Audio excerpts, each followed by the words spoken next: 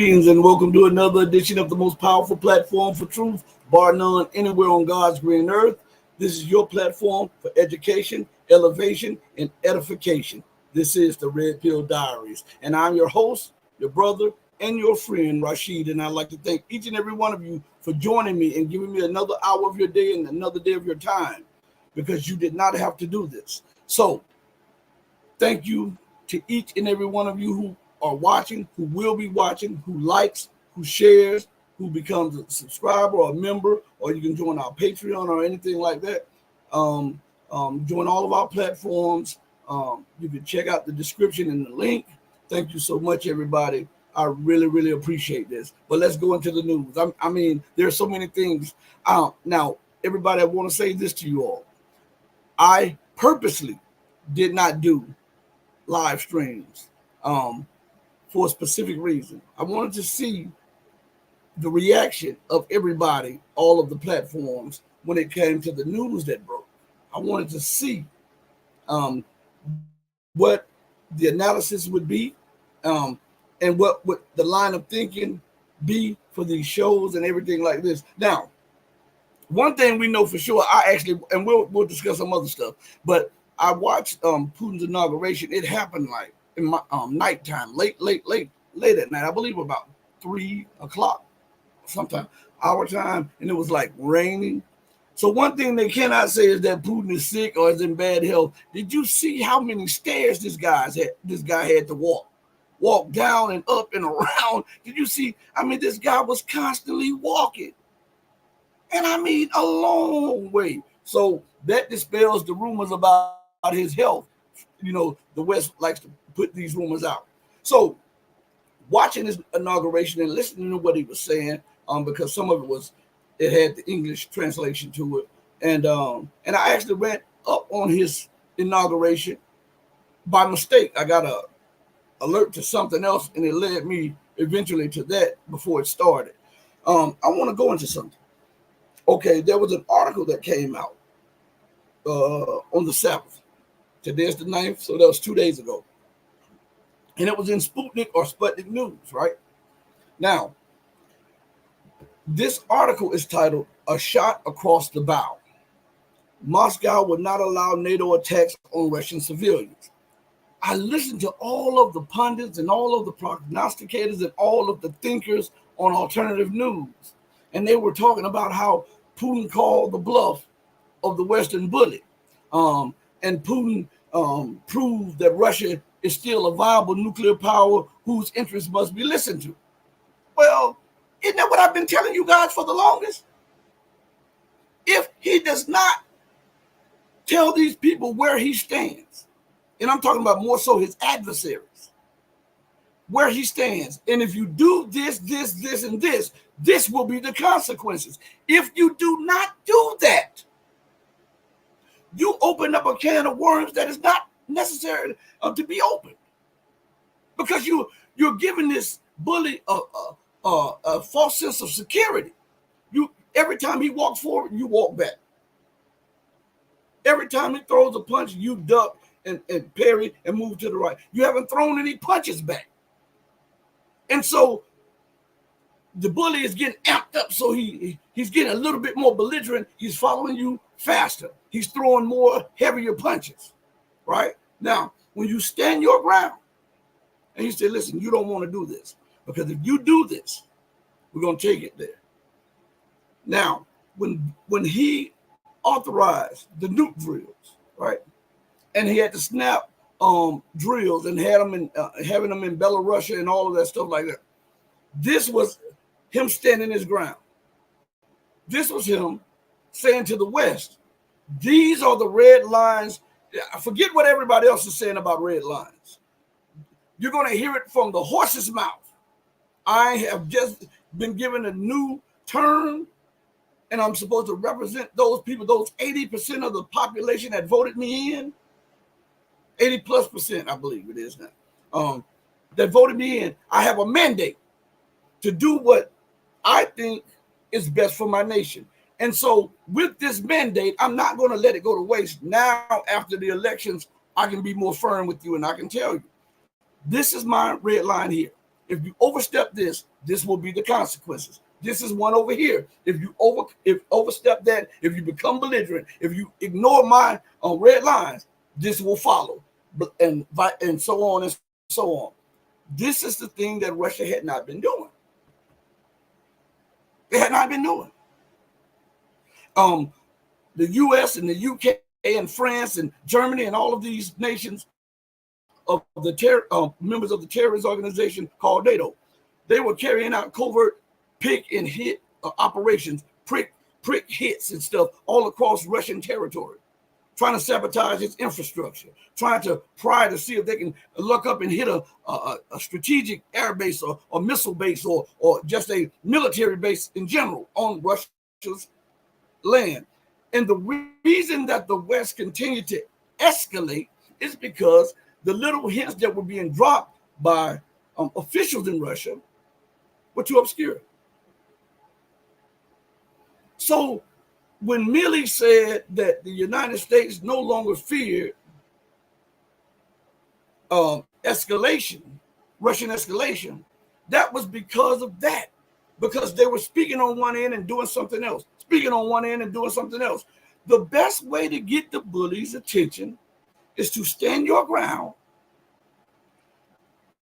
At first, try to reason to avoid conflict.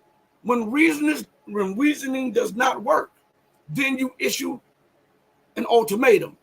Either this happens or this action will follow.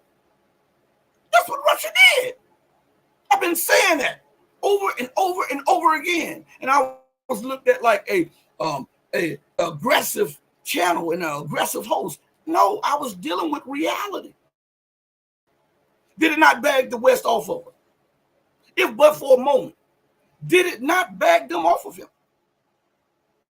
The proof is in the pudding. Nobody told me this. This was common sense.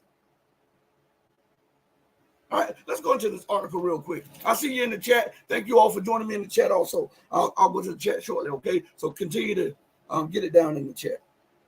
The article is called A Shot Across the Bow. Moscow will not allow NATO attacks on Russian civilians. First of all, that should have been from the jump. If my citizens aren't off limit, yours aren't. Yours are no better than mine. Well, we shouldn't target civilians. Okay, but you're targeting ours. You're telling me that I can't target your civilian because you're acting a savage over here and you're targeting mine? And I'm supposed to be the stand-up guy and just allow you to kill mine without any repercussions on your end? Man, stop this. Any rational thinker, any sane person would not even try to quantify that crazy equation. You know? So let's go further. In the article written by John Miles, who may be on the platform soon, if I'm not mistaken. I could be mistaken. I got to look at the little calendar and stuff. But anyway, rumors abound that France and the United Kingdom will escalate involvement in Ukraine's proxy war on Russia. The Kremlin has warned of significant consequences. What is with this first introduction statement? You know, when people are trying to convey something and they really want you to pay attention, there's either a sentence before the article really starts or there is a statement in the article before the article becomes really the article, okay? I learned that long ago, but let's look at this again. Rumors abound that France and the United Kingdom will escalate involvement in the Ukraine's proxy war on Russia. Where are these rumors coming from? The belligerent statements of Western officials and Western pundits. And it has grounding in their connections with the hostile states of the West. So when these belligerent statements are abound across global news, there's a little legitimacy to them when they're tied to people who are tied to government institutions and think tanks. So we've been looking at that. And who has been some of the most belligerent ones? The British. About, yes, Ukraine should be able to strike Russian territory. Even after saying when they first started, we have no intentions of allowing Ukraine to use British weapons to strike Russia proper. That would be an escalation unheard of, right? And today, sure, we put no limitation on Ukraine. They should be able to use the Storm Shadow missile to strike deep into Russian territory, right? The belligerent statements, okay? Then you have Macron he has no real military power, right? He only picks on his former colonies because he feels that he can get away with it, but the colonies are starting to stand up. The colonies, the former colonies in Africa and in Asia are starting to rattle and challenge French dominion over their territory, over their resources, and over their lives, right? So, Russia and China are displacing the colonial West in what Joseph Borrell said is our Africa. Isn't that what Joseph Borrell said when describing Europe's relationship to Africa? Not that they are our brothers, our colleagues, our equals, our family. Those were not phrases or words used by the foreign policy chief of the European Union, Joseph Borrell. He says, our Africa. He told Sergei Lavrov, the foreign minister of the Russian Federation, get out and stay out of our Africa. Our, when he's talking about Africa, shows dominion or ownership of. So they're still thinking with the colonial mind. And Macron being outraged because France is no longer considered by the global South as a true global power. Its military is inadequate, and the only thing that puts it on the stage as a global power, two things, because it's a part of the colonial West and because of its nuclear arsenal. That's it. There are no great thinkers coming out of France anymore. I wonder why. So these rumors that are abound have some legitimacy in them on the aggression and the intended aggression of Western nations against the Russian Federation. Okay? Let's go into this a little bit. All right? So, and bear with me because we're talking about the news. All right? And we're going to address these things the way they should be addressed, and we're going to give you the full view of it, okay? By God's grace. Because everything we do is by God's mercy and his grace. Can't do anything without him. I can't of myself do nothing, or whatsoever he will that I do, okay? So listen.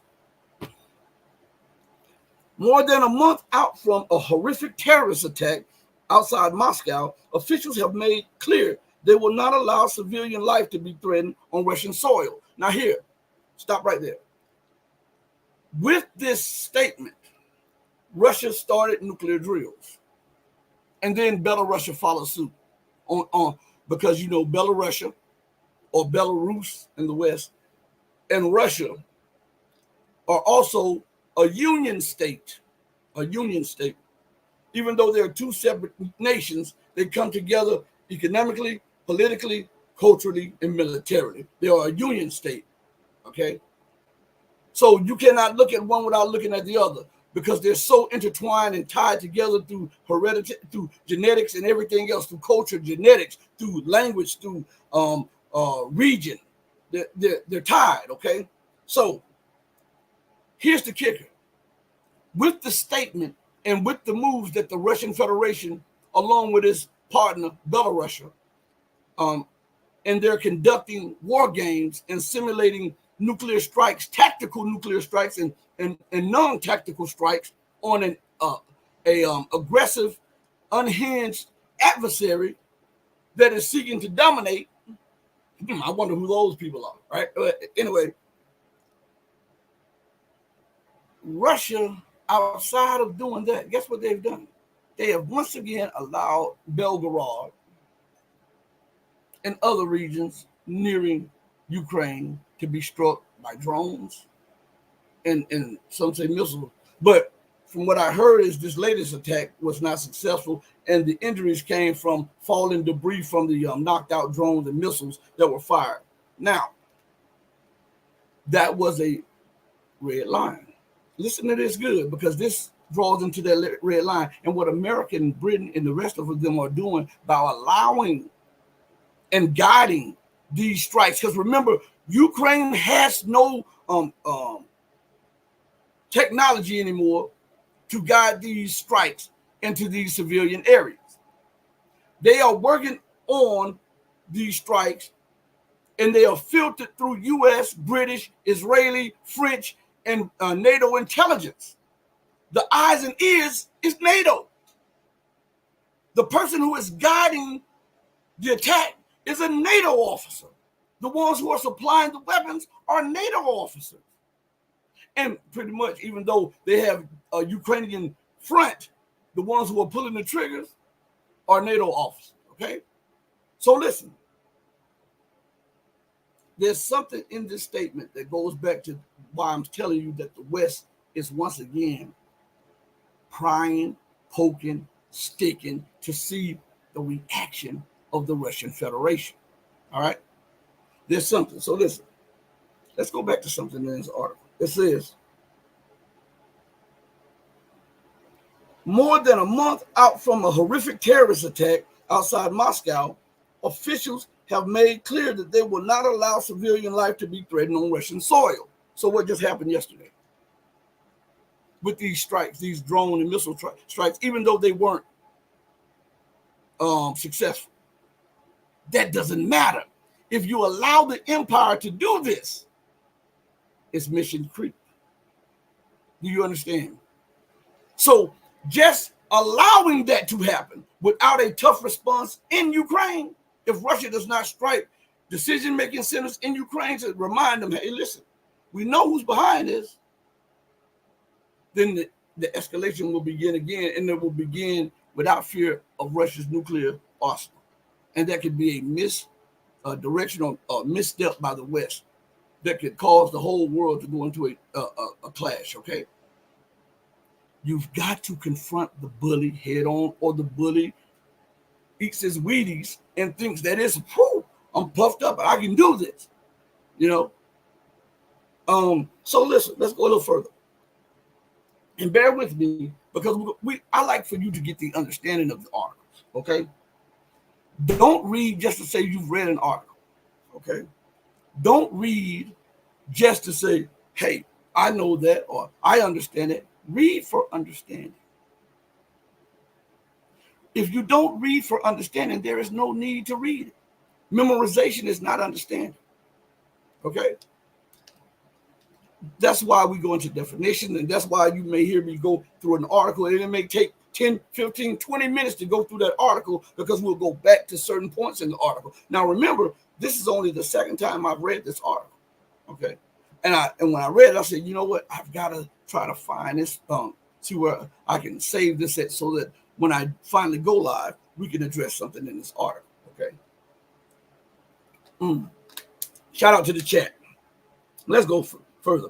The Kremlin conveyed this stance Monday amid concerns NATO-aligned countries will escalate their involvement in Ukraine's war against Russia. French President Emmanuel Macron has discussed sending French troops to assist Kyiv in battle armed forces, while rumors have spread that the United Kingdom may provide weapons and even technical advisors to enable a Ukrainian attack on the Crimean Bridge. Now, everybody has been fascinated with the Crimean Bridge. And I have not talked much on the Crimean Bridge, because I believe that, yes, they may have had plans to strike the Crimean Bridge, but I don't think that that's their main plan. I think when you're dealing with magicians, remember what I told you, the sleight of the hand. The thing that they tell you that they're most focused on is not the thing that they're most focused on. Right? They are focused on escalation control. That's why this statement that we just read was issued Monday. By Tuesday or Wednesday, what happened? Ukraine was sending drones and missiles across Russia, what is recognized to be Russia's borders, into civilian areas. And what the West is doing is seeing how far they can push this escalation control. You understand? They want you to focus so much on the Crimean Bridge. And while everybody's focused over here, they're preparing and positioning something over here. Remember that when the magician does the trick is not where you're looking. Okay? All right? Remember that when dealing with the news, when dealing with these websites, when dealing with me, when dealing with hold everybody feet to the fire, when dealing with all of these alternative platforms, hold their feet to the fire. And remember that misdirection is how the magician is able to put his trick over. Just like, and I'll come back to this in a minute, just as Joe Biden has started talking about that they're holding weapons, they're halting weapons shipments to Ukraine.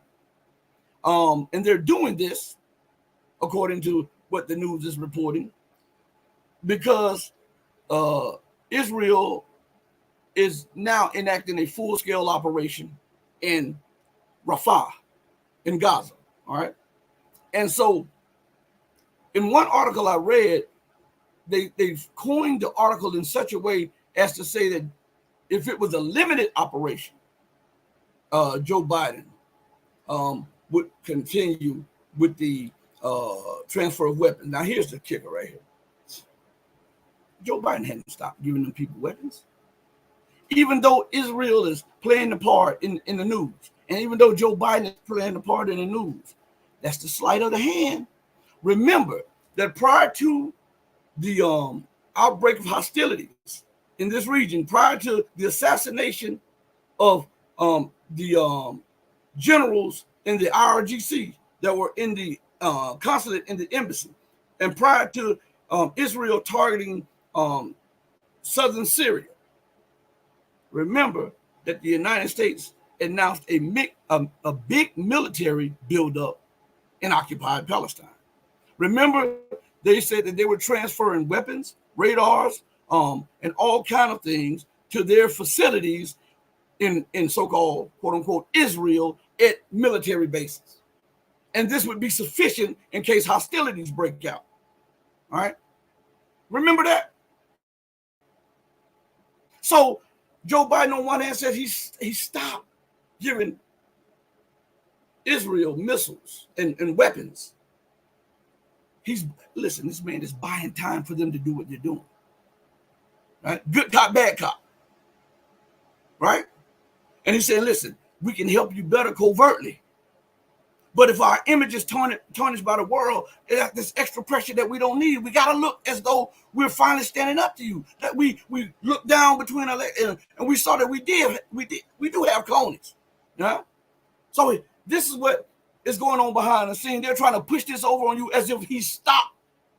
They had already built up weapon stockpiles at multiple bases in occupied Palestine or Israel.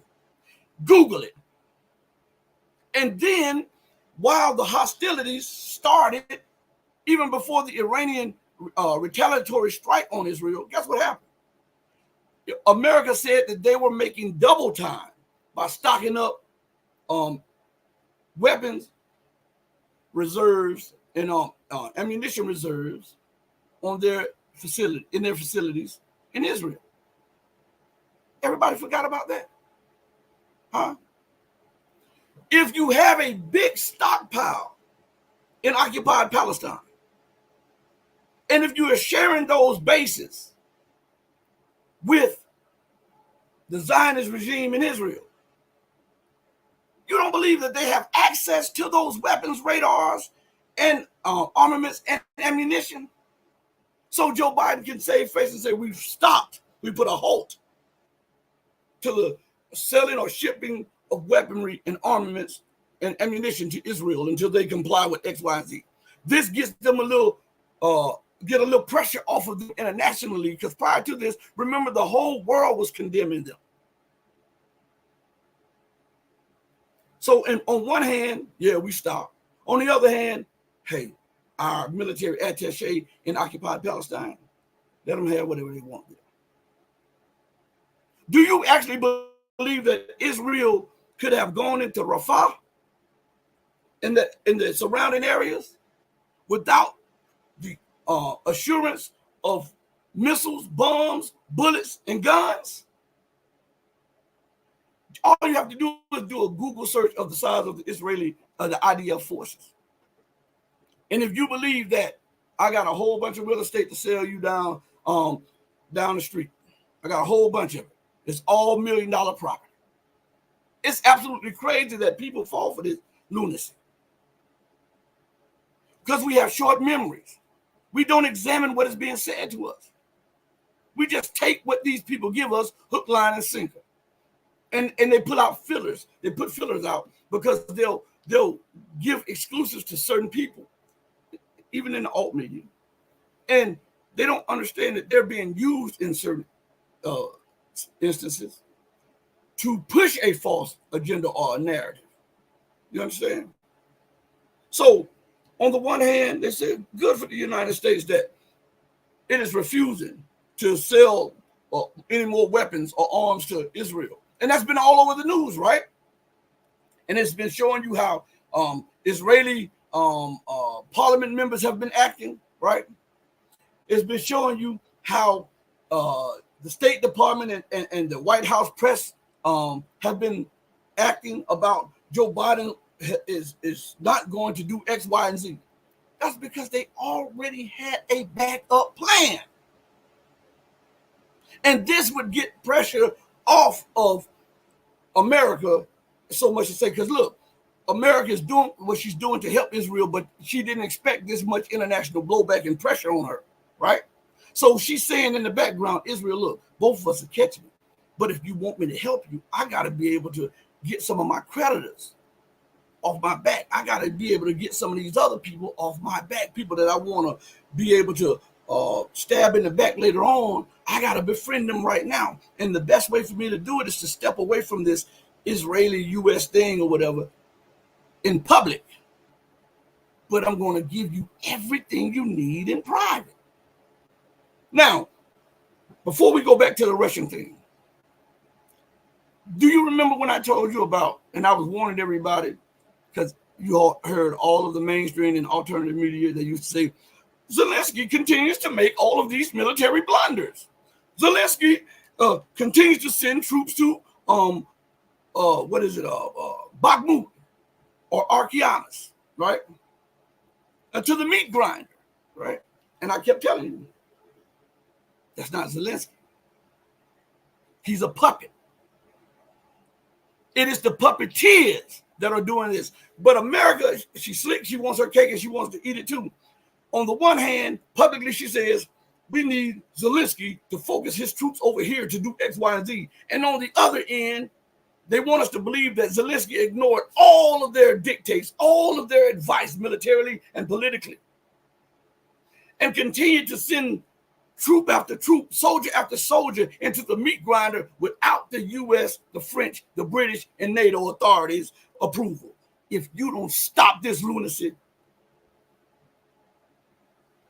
if I pay the bills, I call the shots. Just imagine if they really wanted Zelensky to focus on a certain area, right? And he did not want to. They have their assassins embedded in the in the Ukrainian government. They have their stooges throughout the Ukrainian government, right? They even have their handler who walks with the Ukrainian president, telling the yes and the no's, the do's and the don'ts. And you're telling me on these platforms that Zelensky has the testicular fortitude and the wherewithal to flaunt U.S. demands. When has he ever done it? When has he ever done it? And even better than that, when has America allowed that to happen?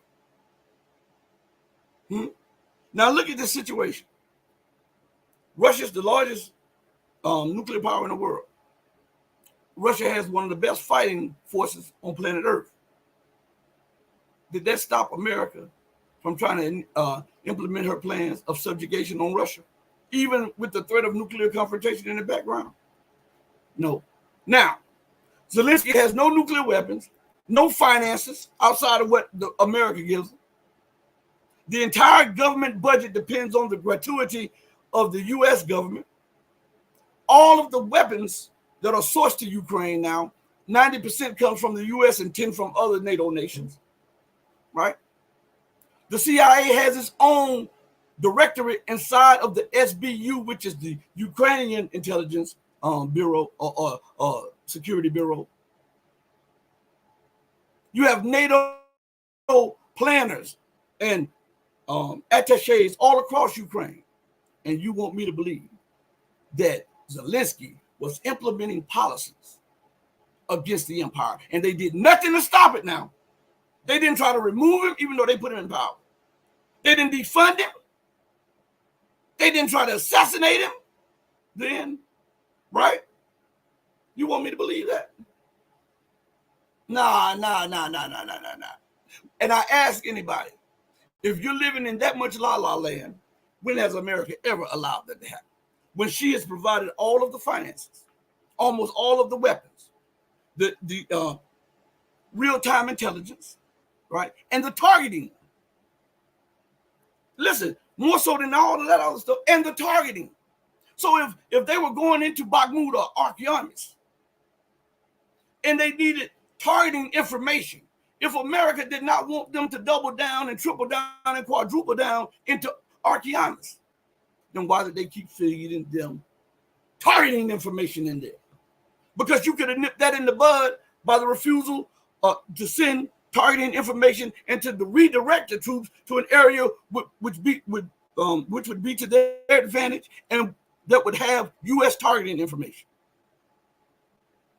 I'm not a military man. I'm just a free thinker.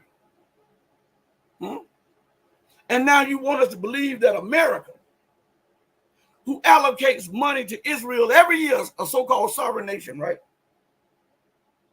Allocates money to Israel every year to the tunes of billions of dollars, then allocates another 10 or 20 billion in military assistance, something that Israel gets these grants and these loans and never has to pay back. And you're telling me that America just cut ties over this? Huh? You cut ties, but you still reinforcing your bases there. You cut ties, but you're building a dock, an illegal dock in Gaza, so that you can control the newly found oil and gas off the coast of Palestine. And you stop. You just stop. You alienated your creation, you and Britain's creation, you and France and Britain's creation in the Middle East, right? And you say, I'm not doing it. I'm not sending them any more weapons. Man, stop this. Stop this. Stop playing with people's intelligence. Stop this. Again, and sometimes when I'm dealing with people, I get, I'm very calm and everything, but I get very angry when people fake ignorance or they insult your intelligence by denying actual facts that are right in their face. That really irks me. And so what I'm saying to you is, when one puts common sense on these things, it's hard to believe America's side. It's hard to believe the NATO side. It's hard to believe the Israeli side, because you have all of these facts staring you in your face.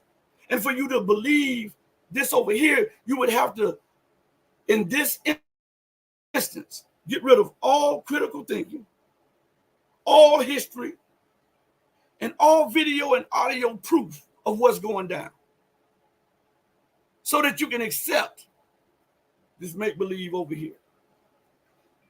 Don't let them do you like this. Don't let them talk down to you like this. I mean, we just got to do better. We've got to get out of this lazy stage, and we got to start trying to learn and trying to apply that knowledge that we learn. Okay, we've got to. I want to go back to something real quick because there's something in this article. I think it's this article that I saw that I wanted to bring to your attention. And the reason I'm tongue-tied today is that medicine I took. Sometimes it gets have me like dry mouth and all of this stuff. That's why I drink so much water. But anyway, listen to this. Let's go a little further. It says, French President Emmanuel Macron has discussed sending French troops to assist Kiev's embattled armed forces, while rumors have spread that the United Kingdom may provide weapons and even technical advisors to enable a Ukrainian attack on the Crimean bridge. Let's go further. Russian officials met with diplomats from both countries, threatening severe consequences. Well, what is that severe consequence? Remember when I told you that when you talk to a person straight up, you look them in their eyes and you tell them, listen, I cannot allow this over here. You sit there and you try to find common points of agreement. But even if you don't agree on other points, you've got to let them know, listen, this is my red line right here. If you do this, I'm going to have to hit you. I cannot do anything but respond to this. You're pushing me in a position where I'm going to be forced to respond. And when I respond, the response will be way harsher than what you initiated. So just, you don't have to agree with me. Just please respect these red lines. Right? So when you talk to a person and you look them in their eyes and you become a man and you grab your cojones, not literally, not physically, but you grab your cojones and you realize that you do have testosterone in you. Regardless of what they're telling you in the schools and what they're telling you through the government, your wife has the estrogen and you have the testosterone. And you go and you say, listen, this is unacceptable. Please don't do this. Now, I understand that you don't see it this way, but listen, to avoid conflict, if you stay away from this issue here, we won't even have to bump over this if you stay away from it. But if you don't stay away from it, this, and this will be the outcome. Is that not what Vladimir Putin sent his ambassadors to do and say? I've been saying that for the longest. And I heard other people, oh, he's too brash. He's too forward. He is too aggressive. No, I'm too real. I'm going to tell you what the real is. Because I'm sick and tired of these men acting sissified. If you're a man, accept your masculinity and be a man. Especially if you are a man ruling over a country, or you're a man that the security of a nation is in your hand. Let those people know what they cannot do. Listen, we don't agree over here, but you cannot do this. Because if you do, this is the outcome. Right? That's common sense. Now, we may not agree, but you know what to stay away from. We can work on the things that we do agree on. Your things over here that you're talking about, I'll stay away from that as much as I can. You stay away from this that we don't agree on as much as that. Because you understand. I understand your red lines. But what I'm trying to get you to understand is mine, because if you cross them, remember, I'm not Iraq. I am not Afghanistan. I'm not Syria. I'm not any of those nations that you wage war or sought to balkanize. I'm not any of those. So if you cross this one here, this vital red line, expect this, and this. And when you deal with a person face to face, eye to eye, and you say what you mean and you mean what you say, if they cross that red line, that is not on you. That is not on you. You are within your right then to react the way you stated. So let's go further. All right. It says, Russian officials met with diplomats from both countries, threatening severe consequences. I can tell you both of them were taken out behind the woodshed and given a huge whoop-ass beating by the Russians, said American filmmaker Regis Tremblay on Sputnik's The Critical Hour program Monday. The documentarian who now resides in Crimea joined host Wilmer Leon and Garland Nixon to discuss this latest development in NATO countries' proxy war against Moscow. Listen what it's a quote here. They were told, listen to me good. Remember what I told you, eye to eye, face to face, and then be very direct. See, for the cameras, you have to be this diplomatic machine. But when you're sitting behind closed doors and you're talking about the security of your nation and the security of the world, sometimes diplomacy has to take a back seat because sometimes people are not understanding the language you're speaking. As long as you can understand my diplomatic speak, there is then no need to resort to the military speak. But when all diplomatic avenues have been exhausted and you show no regard for my national interests and my sovereignty, then I will be forced to resort to a military action. Is that not the common way people act on the streets? When they're talking to a person and they're trying to calm a person down and tell them, listen, I wouldn't do that if I was you. If I were you, I would step away, go do this, go do that. And as you talk to them, they become more and more belligerent. And you're starting to recognize, hey, every time I take a step sideways, they take 2 steps over. Every time I take a step back, they take 2 steps forward. And they become more and more aggressive. So then you plant your feet. And then you tell them, listen, I've been listening to you. You have not heard me. We're almost at the point of exhaustion diplomatically. What comes after diplomacy, if diplomacy fails, is war. That's common sense. That's what everybody does in their life on the street. Why don't they apply that to the governments? Huh? So I would tell them, listen, if you do this, you have exhausted all of our diplomacy. Then I am in a corner where I must back up my words. There's an old statement that we were taught. Have you not heard that your word shall be bond, regardless to whom or what? And you would answer, yes, my word is bond, and bond is life. And I will give my life before my word shall fail. They have to stand on that. You cannot say things with conviction and don't stand on that. Because if you do that with the empire, the next threats that you make towards them will be ignored. Then you put the world in an awkward position, dangling towards all-out war.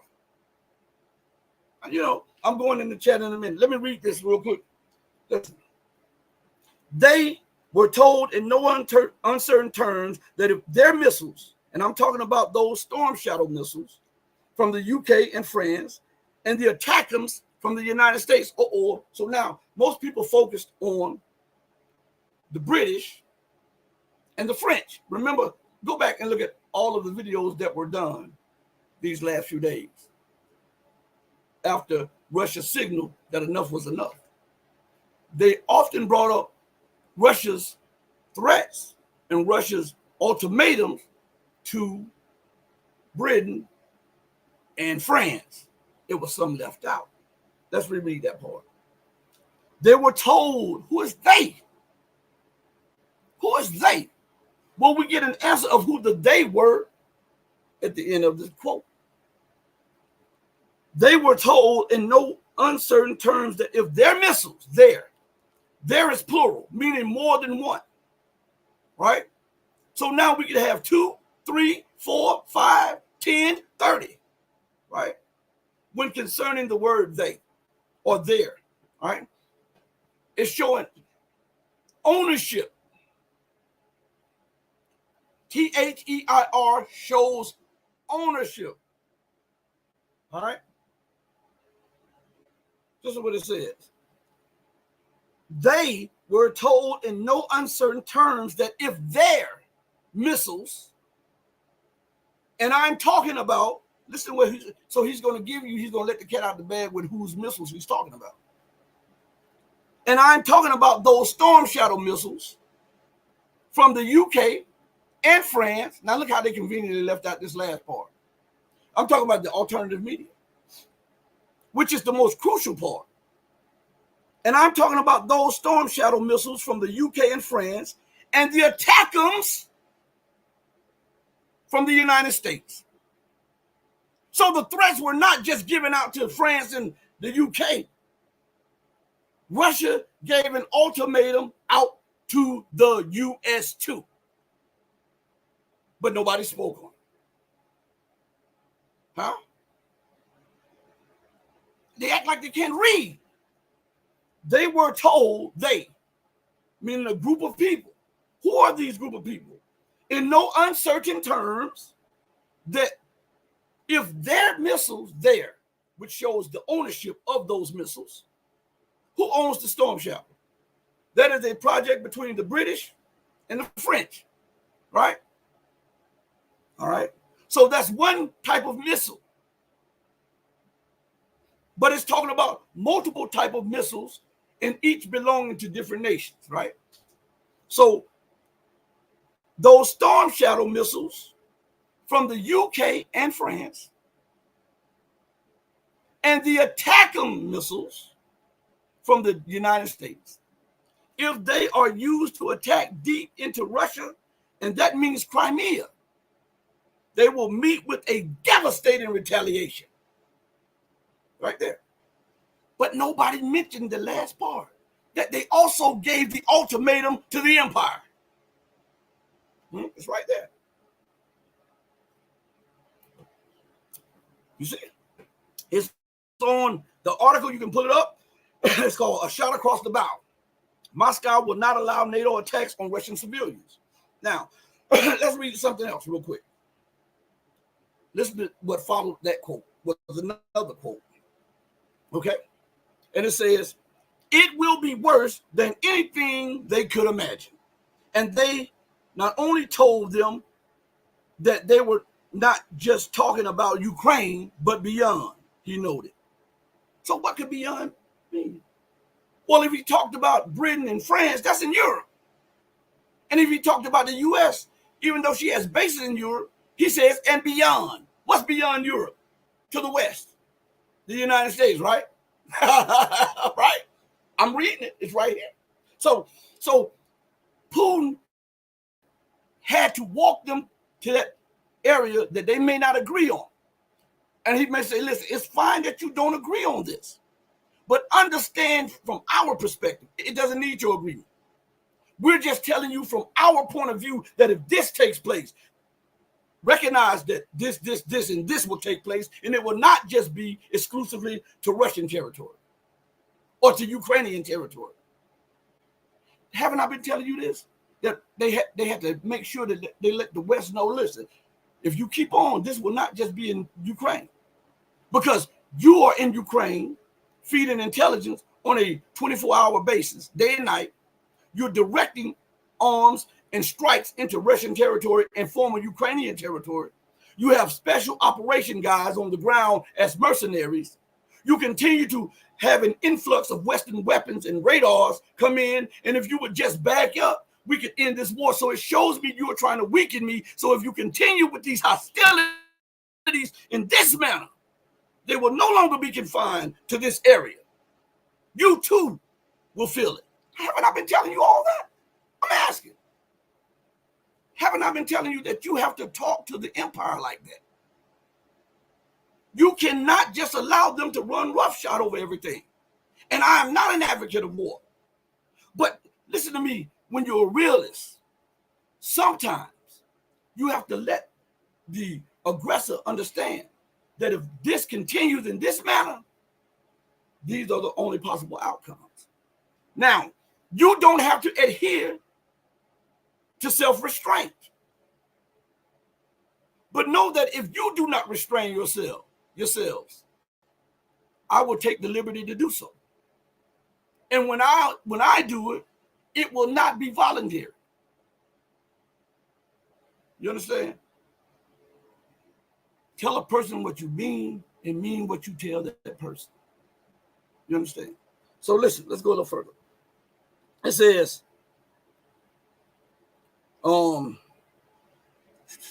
Those were the exact words that were used in the Russian media today. I think this is a very definite shot across the bow. A very definite shot across the bow. Finally, they said finally, by Russia to issue a warning to the United States. Remember I told you it was 3. The UK and France. And then he says, and anybody else who's thinking of using these kind of weapons in the Russian Federation. So my thing to you is, why was all the talk about the threats to France and the UK? And why nobody mentioned that this was not exclusive to France and the UK, but it was spoken directly to France, the UK, and the US, and anyone else who may want to participate in these reckless acts of aggression, but specifically and especially the US, the UK, France. But our Western media and most alt media focused on the UK and US and the French, and omitted the seriousness of what Russia tried to convey to the world's other superpower, the United States. I'm telling you, some of them read these articles, they just did not read that. Why? Okay. So it says, it goes on and talks about how Russia is not afraid to fight and all of this stuff.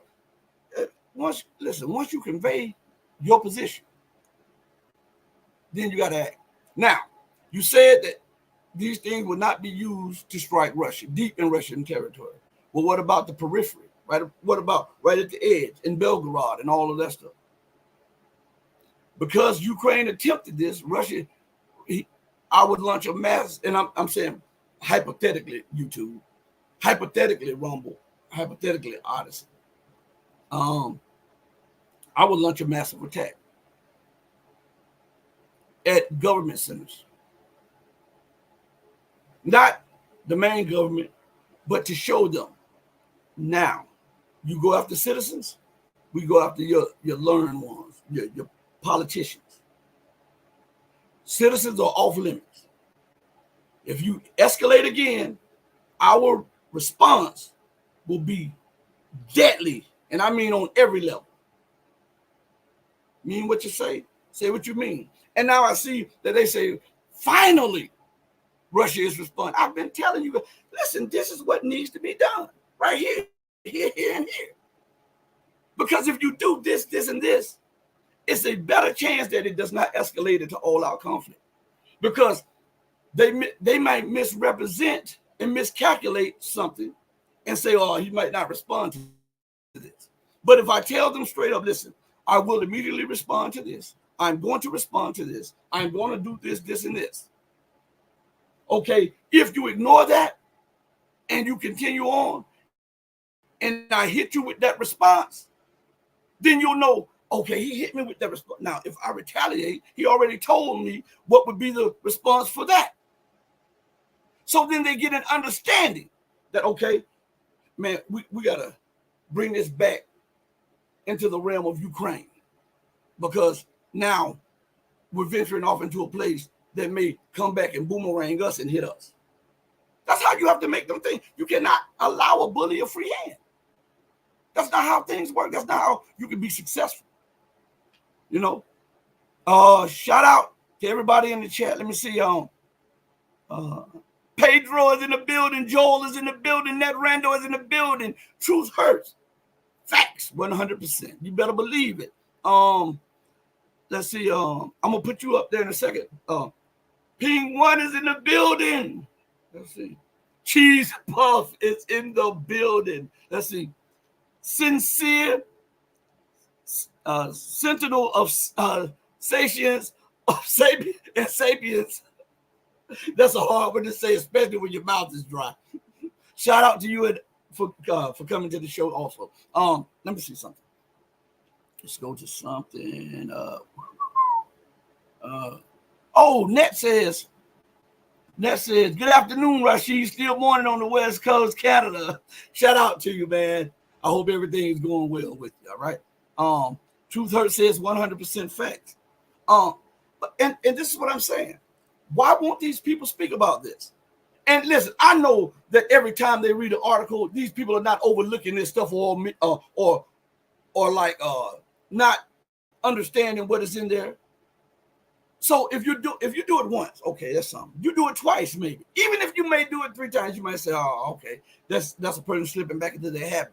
But if 5 or 10 times out of 10 you omit something that is very crucial to the discussion, or you leave out crucial facts of the discussion, then you can be looked at as a participant on the side of the aggressor.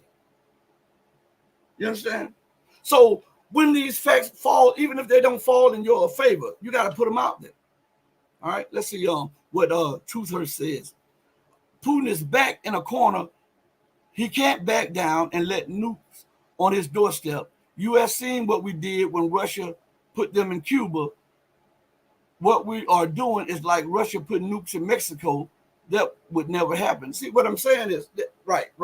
That's what I elaborated on a lot of topics in so many words. All right. We had the video where Biden is meeting leaders of some former Soviet republics, which is a spit in the eye to Russia as we speak.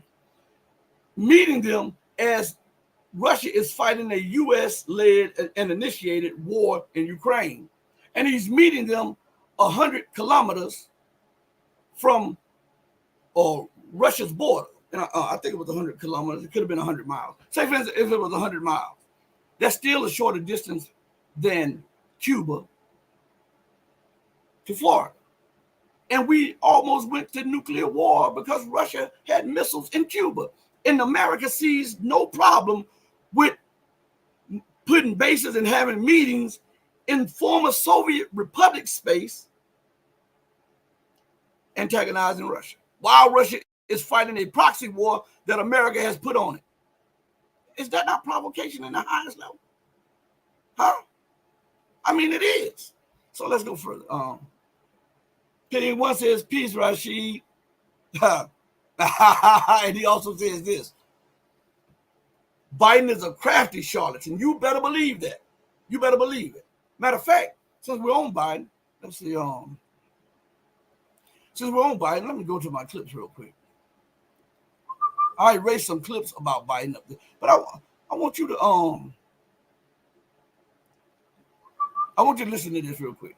All right, this is about a minute, and then somebody put this video up, right? And we're using this to fact. Matter of fact, before I use anything, let me put up the disclaimer because I don't want any problems from these people, man. YouTube, y'all already beat me down with subscribers and everything else, so I don't want anything else to block us. Where is that?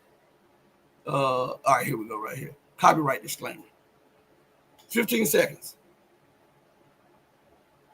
Everybody, this is just to save my behind from copyright infringement and YouTube. Okay. I want to play some things for you since being one brought up Biden. I want to play a few things for you. So we're going to play something.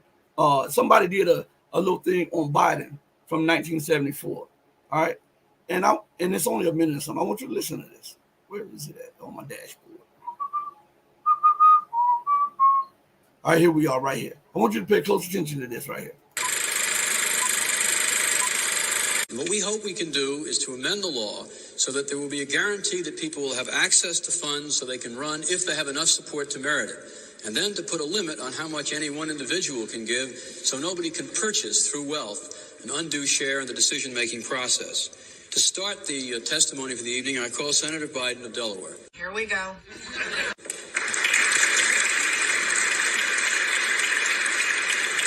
Senator Biden, welcome to the Advocates. Thank you. Good to be here. Senator Biden, it's nice to have you here. As the youngest member of the Senate, the one, therefore, who may expect the longest career there, I wonder if you'd say to us, since it's clear that you're not corrupt and you got elected. I highly doubt that.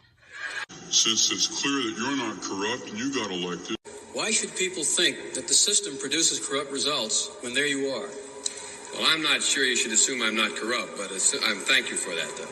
The system does produce corruption, and I think implicit in the system is corruption, when in fact whether or not you can run for public office, and it costs a great deal of money to run for the United States Senate, even from a small state like Delaware, you have to go to those people who have money, and they always want something. Hold up. Wait a minute. Something ain't right. Well, I'm not sure you should assume I'm not corrupt, but thank you for that, though. You're a chump. You're a chump.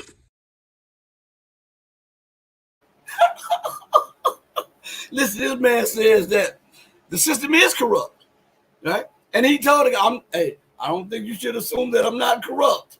He was, he was telling you from the jump that this man is filtered to the core, right? So, man, that thing right there is something else, right? That clip there. Do you mind if I play that one more time? Let me play that one more time before I play these other clips. This guy is something else. Just listen. It's only a minute, so just pay attention. What we hope we can do is to amend the law so that there will be a guarantee that people will have access to funds so they can run if they have enough support to merit it. And then to put a limit on how much any one individual can give so nobody can purchase through wealth an undue share in the decision-making process. To start the testimony for the evening, I call Senator Biden of Delaware. Here we go.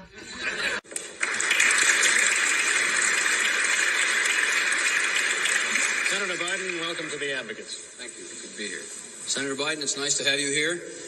As the youngest member of the Senate, the one, therefore, who may expect the longest career there, I wonder if you'd say to us, since it's clear that you're not corrupt and you got elected. I highly doubt that. Since it's clear that you're not corrupt and you got elected. Why should people think that the system produces corrupt results when there you are?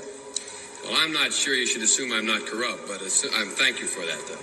The system does produce corruption, and I think implicit in the system is corruption, when in fact, whether or not you can run for public office, and it costs a great deal of money to run for the United States Senate, even from a small state like Delaware, you have to go to those people who have money, and they always want something. Hold up.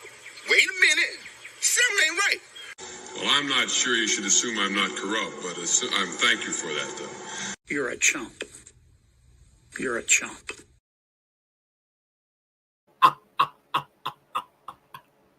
All right, let me play something else. And I am putting your some of your comments up on the screen as time allows. Okay, so the word corruption, according to the Google's dictionary, the word corruption is a noun. It means dishonest or fraudulent, right? It says dishonest or fraudulent conduct by those in power, typically involving bribery. Oops, whoa, say that again. Typically involving bribery. Okay, let's go to something real quick. All right. Let's look at this corruption, and you'll get an understanding of what or why Joe Biden is so dedicated to this war in Ukraine. Okay, I want you to listen to this real quick. All right, let's see which one I'll play. I'll play the one with the ambassador first. Okay. The former top Ukrainian prosecutor who got fired, he came out swinging against Biden, the Bidens, Hunter and Joe Biden. And that was in an exclusive interview with Brian Kilmeade on Saturday night. And Alexandria Hoff is standing by. Basically, this racket apparently netted the Bidens more than $17 million. Is that right, Alex? Yeah, there were a lot of accusations that were thrown out as part of this interview from the former top prosecutor in Ukraine. What's interesting is for all of the drama that has taken place for the past couple of years when it comes to President Biden, who was then vice president at the time, and Viktor Shokin, what stood out to me was how popular Viktor Shokin seemed to be at certain points during the Obama administration among other officials. The State Department on several occasions had praised his efforts to combat corruption in Ukraine. But by 2015, then Vice President Biden made it clear that it was Shokin who was corrupt and that he must be removed from his position. So by March of 2016, Viktor Shokin was fired as Ukraine's top prosecutor. That was just 1 year after being appointed, actually. So that came after Vice President Biden. He threatened to withhold $1 billion in aid from Ukraine's then President Petro Poroshenko. He discussed this very transaction back in 2018. Watch this. I had gotten a commitment from Poroshenko and from Yatsenyuk that they would take action against the state prosecutor, and they didn't. So they said they were walking out to press conference. I said, no, I said, I'm not going to, we're not going to give you the $1 billion. They said, you have no authority. You're not the president. The president said, I said, call him. All right, well, Ukraine did get that $1 billion because Shokin was ousted. So in an interview, it's exclusive with Brian Kilmeade, Shokin said that he was not fired for corruption, but because he was overseeing an investigation into Burisma, the Ukrainian national gas company where Hunter Biden served on its board. Complaints whatsoever, no problems with how I was performing at my job. I developed a very firm understanding of the fact that the vice president was only acting in his own interests. He, generally speaking, handled Ukraine like it was his own backyard. So in the interview, Shokin did not provide evidence of his claim that the Biden family accepted bribes. In a statement to Fox News, the White House called Shokin, quote, a former Ukrainian prosecutor general whose office his own deputy called a hotbed of corruption, drawing demands for reform not only from then Vice President Biden, but also from U.S. diplomats, international partners, and Republican senators like Ron Johnson. The White House added that Shokin's office was not investigating Burisma at the time he was fired. Shokin says that he was, and that it was on a list of cases that needed special attention due to a board member being the vice president's son. I'll send it back to you. Alex Hoff, thank you so much. I'm Steve Doocy. I'm Brian Kilmeade. And I'm Ainsley Earhart. And click here. Now, when we look at Burisma, you know that Hunter Biden was on the board. They were getting contracts. They were trying to get the fertile land, all the farmland. U.S. companies were in there trying to get all of that farmland, that black earth. They were trying to get control of the coal mines. There were studies done on the Crimean Peninsula and in the Black Sea when that area was considered, without dispute, Ukrainian area. You know, they found huge supplies of oil and gas, right? And so Biden and Joe Biden and his son Hunter, they were doing kickbacks. Why do you think that scandal took place not too long ago about that cryptocurrency? They were feeding money in and out, and they were whitewashing the money. And they found evidence of Hunter Biden being involved. And we know about the little audio where Hunter says we got to give 10% to the big man, right? And you tell him, Joe told you he was corrupt. When the guy said, you're not corrupt, he said, I don't think you should say I'm not corrupt. He didn't lie about that. He lies about a lot of things. But in 1974, on that interview, he told the truth, right? So again, but let me play another little short clip. So just give me a little bit of your time. And you testified that in this particular practice Q&A with the Obama State Department, it wasn't just generally about Burisma and corruption, it was specifically about Hunter Biden and Burisma. Is that correct? Yes, it is. And the exact quote from your testimony, Ambassador, is, quote, the way the question was phrased in this model Q&A was, what can you tell us about Hunter Biden's, being named to the board of Burisma? So for the millions of Americans watching, President Obama's own State Department was so concerned about potential conflicts of interest from Hunter Biden's role at Burisma that they raised it themselves while prepping this wonderful ambassador nominee before her confirmation. And yet our Democratic colleagues and the chairman of this committee cry foul when we dare ask that same question that the Obama State Department was so concerned about. But we will continue asking it. And lastly, in my 20 seconds left, I just want to get it on record. In terms of defensive lethal aid, which you were an advocate for, that was not provided by President Obama. It was provided by President Trump. That's correct. You see that? The cat was let out the bag in two instances here, right? Boom. See, I told you, I'm an equal opportunist. I select Biden and I select Trump. I'll select anybody. It doesn't matter. We're going to get to the truth. So, we know about the corruption in the Burisma, but here's the thing that puts to bed all of these I call childhood ideologies of Trump's innocence and everything. I'm not talking about his corruption cases and all that stuff. I'm talking about vis-a-vis Ukraine. All right. There's something that was said at the end of this interview. Well, I wouldn't say interview, but this grilling. That is very, very important for those of you who said that Trump never started any wars. Okay? Remember, this is a congressional hearing here. All right? And I'm going to play that again. And I want you to listen to the last two things that the Congresswoman brings up. Pay close attention, especially and specifically about Trump and Ukraine. Okay, remember, because everybody says Trump could stop the fighting in Ukraine, and Trump says this would have never happened had I been president, right? Okay, let's just do what they say here in this congressional hearing. All right. And you testified that in this particular practice Q&A with the Obama State Department, it wasn't just generally about Burisma and corruption, it was specifically about Hunter Biden and Burisma. Is that correct? Yes, it is.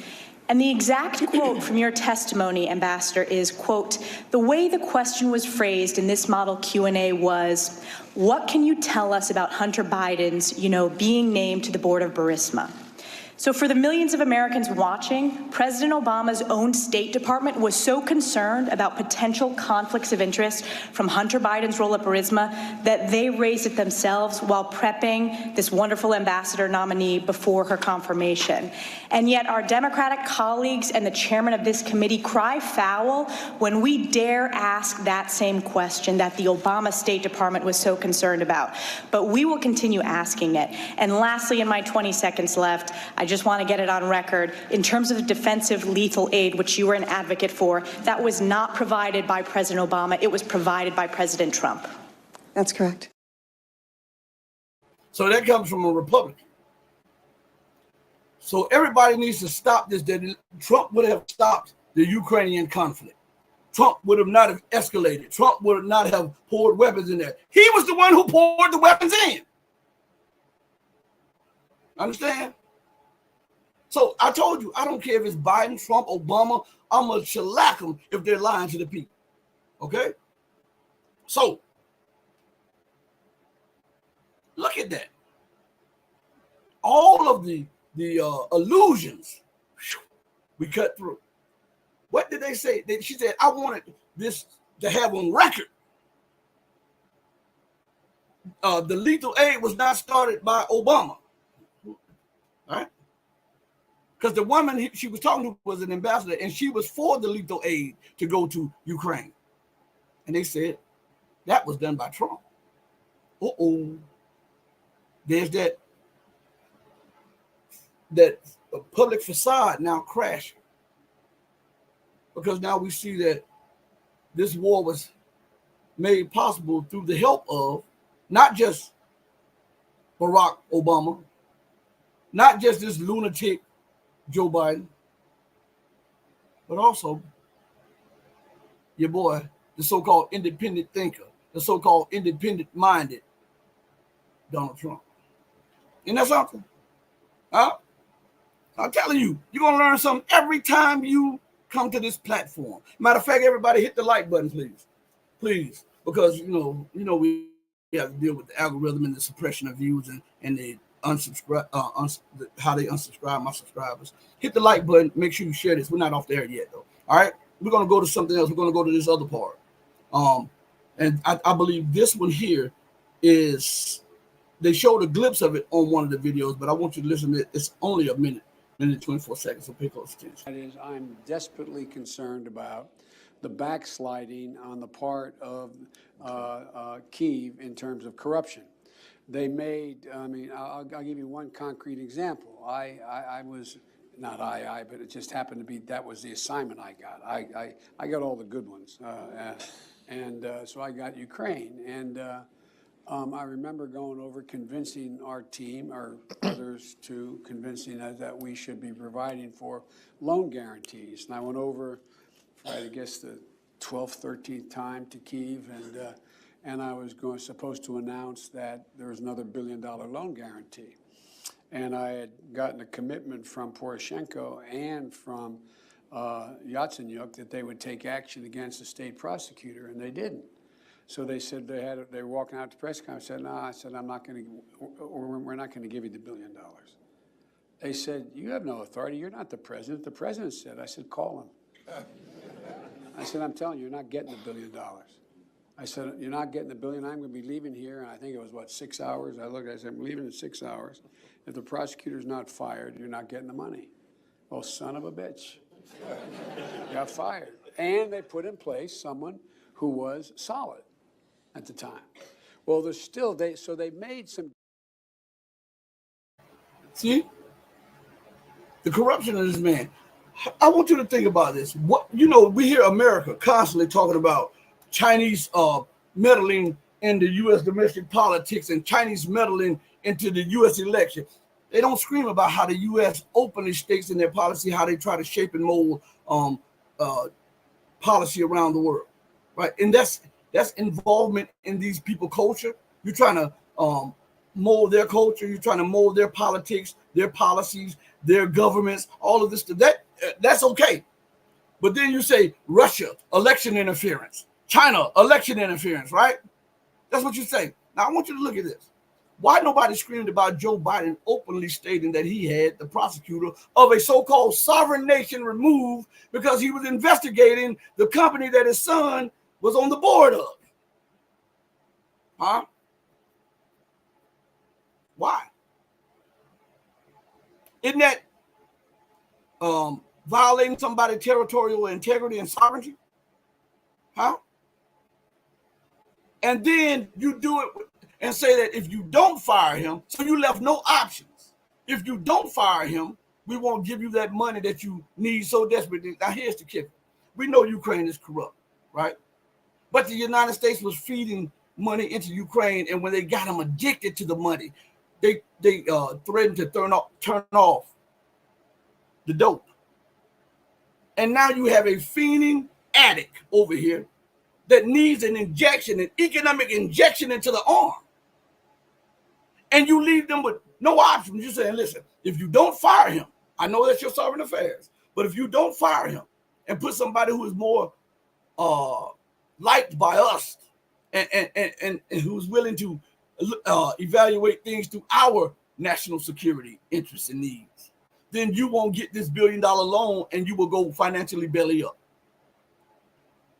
You sneak inject the person with more with heroin, right? They don't know they're being injected. Now they're feeling this high that they've never felt before, right? And you're feeding them little bits of it every time. And then now you go back to them and say, hey, you know that heroin, I've been feeding you that economic heroin that you've been getting high off. It comes at a price.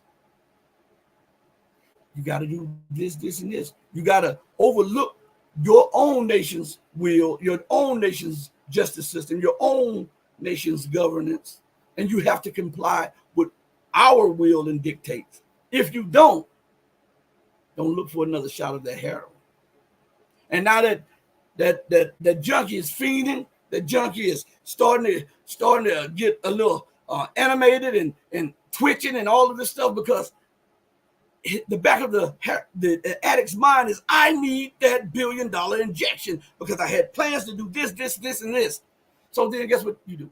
Everybody knows that someone who is an addict will compromise principles for the sake of the drug.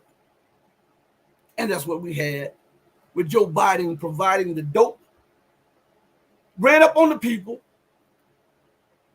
under Obama, and they shot or injected heroin into Ukraine, trying to steal it out of Russia's sphere of influence. And then they promoted the ones who were most affected by the drug to the halls of power. And then once they get up there and they're fiending and the government is twitching, they say, we'll deny you the dope that you need to get high if you don't do this. That sounds like a drug dealer and a drug addict, right? You are leveraging your position as the dope man against the addict that you know has little power to resist that enticement of that the heroin that you gave them. You made them become addicts, then you threaten them that you will not give them their fix. Of course, what else do you expect them to do? Huh? And we see the erratic behavior of the addict on the battlefield right now. We see the erratic behavior from the dope man on the battlefield right now. No coherent strategy, no sound judgment, no forward-looking strategist. It's only I have to preserve hegemony at all costs. What did the guy say about NATO? Let me just 51 seconds. I want you to listen to what he has to say about what NATO is doing in Ukraine. With a special military operation underway for 2 years now, the presidential elections were held according to the constitution. Everything was objective, democratic and fair. The voters have made their choice, voted for Vladimir Putin. The NATO bloc led by the United States is trying to escalate everything, or in other words, it is trying to economically and physically exhaust Russia. It's useless. But all these young Europeans, not the children but the grandchildren of those who suffered defeats on the battlefields before, need to understand once and for all, any other people would never have managed such a huge territory that our ancestors left us. Only the multinational Russian people are capable of doing this. Therefore, all these problems will certainly be solved. Victory will be on all fronts. So now, he says the NATO organization is trying to escalate everything. According to the dictionary, the word escalate is a verb. It means increase rapidly. So they're trying to increase pressure and tensions rapidly, right? It says soar, rocket, grow, develop, mushroom. That's what we see with the policies of America. They're trying to put pressure on Iran, on Venezuela, on the Sahel nations in Africa, right? They're trying to put pressure on their puppets in the Middle East. They're trying to put pressure on the Asian nations against China and Russia. That's what they're doing. Do you not know that the plan to collapse the North Korean government is a plan that America wants, because she feels that if she can collapse the North Korean government, all of that untapped rare earths and gold and all would be in the hands of the U.S., which could then extend the life of the dollar, which also extends the life of empire. And also with the collapse of the North Korean government, this is what America gets tenfold in her policy. You have a client state in the South that takes over the North. That means the United States will push military bases right up to Russia's borders, right up to China's borders on that side.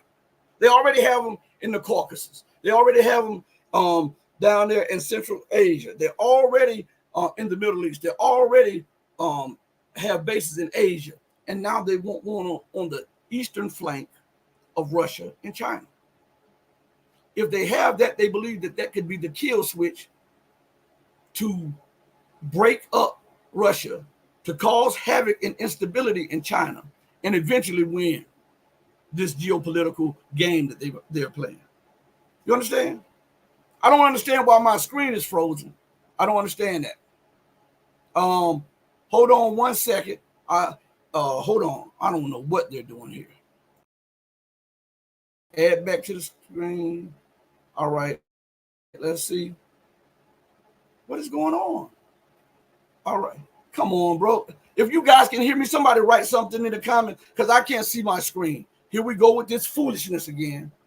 Somebody write something in the comments so that I can continue along this line of talk. I don't want it to be wasted talk, okay? Let's see. Camera phone. Okay, thank you, Random. It's not me. I have good reception. My son is just pointing out to me that the camera is working good. So it's not me. It's not my internet. Again, I can tell you, I have the fastest internet. I already had Cox Cable to check it before we went live, to send one of those, when they send something through the lines to make sure that everything is working properly. And I have a backup internet thing. So it's not the internet. Okay? It's not the internet. So we're going to keep going. They're frustrated because I'm telling you the truth. Okay? So, and it's not important that you see me. What's important is that you hear me. That's the whole thing. So I'm glad you guys are still there. They're freezing my screen. I don't even have a picture up in my dashboard of me. Okay? So again, we're gonna push through this. They're not gonna frustrate us. So listen, most people don't understand that North Korea borders both China and Russia. They have borders to both those nations. To collapse the North Korean government would mean that America would have a windfall of strategic power. To have China and Russia completely circled. You know that? That's why you see America constantly provoking North Korea. It's because of that. They want to put strain on the economy of North Korea. That's why they tried to fandangle all of these nations for years to go along with sanctions so that they can bankrupt the North Korean government and then cause the people to rise up against the North Korean government in hopes that they choose a Western center of power or Western way of governance so that America could then send in her NGOs and her so-called aid groups so that they can find the most disaffected portion of that population and then stroke their egos and give them money and then use them in the ultimate setting up of a unified Korean government under the U.S. control. That's pretty much what they're trying to do. You know, that's what they're trying to do. Will they be successful? I think not. I don't think so. Because we're looking at the last vestige of American power. Now, we heard what the person said in there, that America wants to escalate. He also said that America and NATO are trying to exhaust the Russian Federation. There's a definition for that word, exhaust. The word exhaust is a verb also. It means drain someone of their physical or mental resources. Tired out. Okay? It says tire out, wear out, overtire, use up, run through, go through. That's what it says. So what we see is this full court geopolitical press that the empire is using. Why? Because they fear both China and Russia. They fear Iran. They fear all of these nations that are questioning dollar hegemony and U.S. supremacy. And they believe that they have a short period of time to confront each and every one of those nations so that they are on borrowed time to extend the life of the dollar. And without the life of the dollar, central in economics, the imperial militaristic arm of the empire dies. And without an enforcer of U.S. policies militarily, America then could not threaten the nations and force them into subjugation to her will. This is a case of them moving to try to force everybody to the dictates of America. You know, they let a cat out the bag. And I put, hey, if you're in the chat and you can still hear me, put up another comment, please. Because I'm going to keep going for a few minutes. If you're still in, I see now my chat is going, my clock is going, but my other clock, my timer is off, and I don't see me on the screen. All right. I don't see that. So if you hear me, please put something in the chat real quick. Okay. So that I can continue on because it's something I want to share with you all real quick. All right. I don't want to just be wasting time. Okay. All right. Here we go. Right here. All right. Here we go. This article is from the 5th. Okay. It's from the 5th of this month. And they let the cat out the bag again. See, I'm telling you, the hubris and the arrogance of these officials, of the American populace and public, of the Western world has no limit. Okay? I appreciate that, Cheese Puff. Appreciate that, Ping One. Appreciate that, Random. Let me tell you, they have no ends. So listen to this. This article is titled, U.S. will send aid to Ukraine. Listen to this part right here. Until start of conflict with China. Former U.S. congressman. You heard that? I'm going to say that again. Remember how the West says they want to get along with China. Remember how the West says that there's no threat to Russia or China. That they don't want war. That they're seeking peace. The head of this article is titled, U.S. will send aid to Ukraine until start of conflict with China. So they have already put it in their mind that conflict is inevitable with China. Why? Because China, again, I have to tell you this, is a non-white, non-Western nation, and it does not conform to the dictates of either the United States or the Western world. And it refuses to bow to the will of the West. They want democracy. They don't care what the Chinese want. They want the Chinese to be a democracy. The Chinese took some tenets of so-called democracy and mixed it with communism and mixed it with their ideology and came up with a system that is beating the brakes off the Western world. It has the largest economy, purchasing power parity, largest investor, has 5 of the largest banks in the world, the largest trade partner with practically everybody on earth. It has a net of close to $4 trillion in currency reserves, with 1.2 to 1.5 or whatever said to be in U.S. treasuries. It has a shipbuilding capacity, not including ships for companies, but it has a shipbuilding capacity, a military component that is over 200 times greater than the United States and its European partners. 200. This is not what I said. This, you can go back to one of my old shows. I pulled up the U.S. Defense Department statement on it. China has over a 200-time building capacity over the United States. It has the largest army in the world. It now has the largest navy in the world. And next year, at the end of next year, according to most reports, it will then have the largest air force in the world. You see, time is against America's hegemony. You see the empire trying her best to maintain her sway. That's why the head of this article is titled, U.S. will send aid to Ukraine until start of conflict with China, former congressman. Now it goes and says this. The United States will continue to send aid to Ukraine until it can start a conflict with China instead, former U.S. Congressman Ron Paul said on Monday. The U.S. weapons industry and its cheerleaders in Washington, D.C. are determined to keep Ukraine's money flowing until they can figure out a way to go up in a war with China after losing the current war with Russia, Paul said in a column for the Ron Paul Institute for Peace and Prosperity. U.S. elites have no intention of ending aid to Ukraine, which transfers wealth from the working and middle classes to the rich and well-connected, Paul said.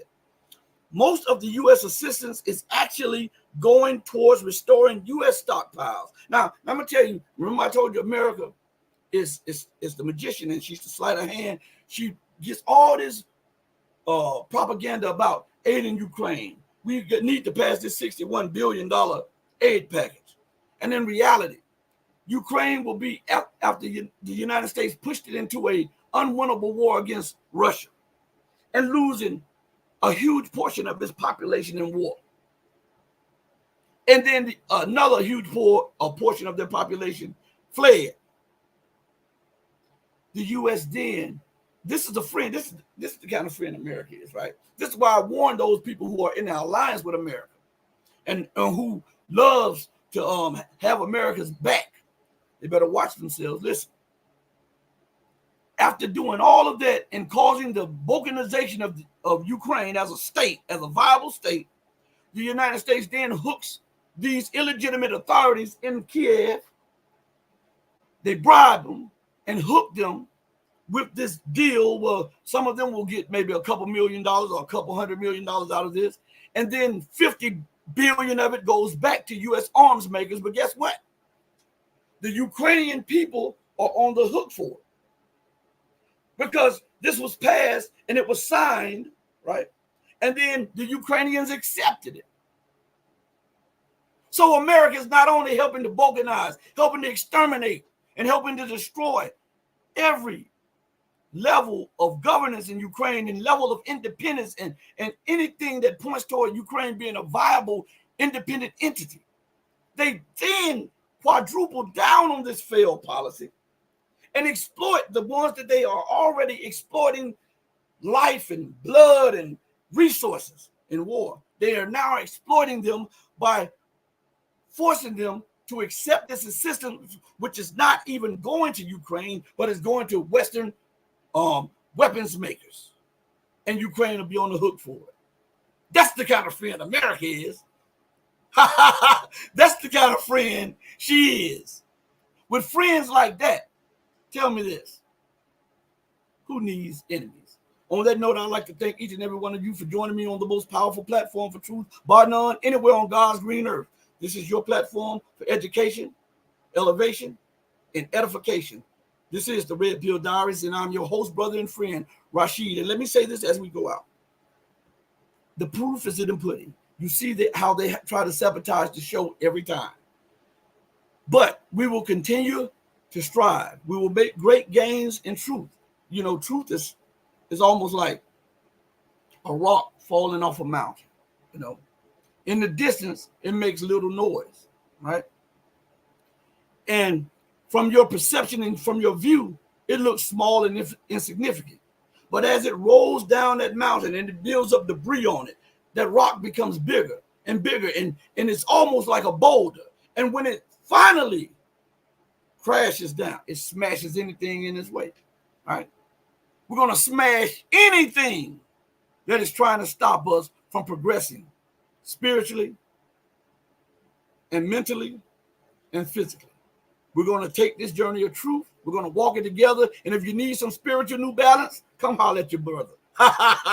We can run this thing, all right, in the name of God. On that note, know that I love each and every one of you if you love truth. But know that the true and living God, he will always love you better. And until we next speak again, stay strong, stay true, but above all things, stay righteous. Hey, mama, your baby boy loves you more than life. Deuces, everybody. Thank you.